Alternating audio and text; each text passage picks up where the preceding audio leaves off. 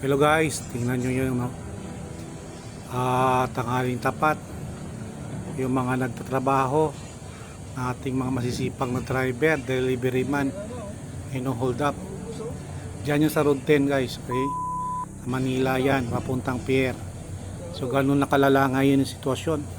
So dapat, ganitong oras, dapat nakikita ng mga pulis yan. O tingnan nyo naman, kawawang kawawa yung naghahanap buhay lang, walang magawa, binigay na lang lahat. Kasi kung hindi, bubutasan ng lalagyan ng gripo yung gilid mo. So di ba? Ang galing, di ba?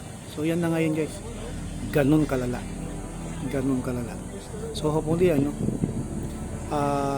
hindi naman sana lumala pa pero sana masugpo mga ganyang kriminalidad. So isa sa mga dahilan diyan, okay, yung paglala ng droga, kagutuman,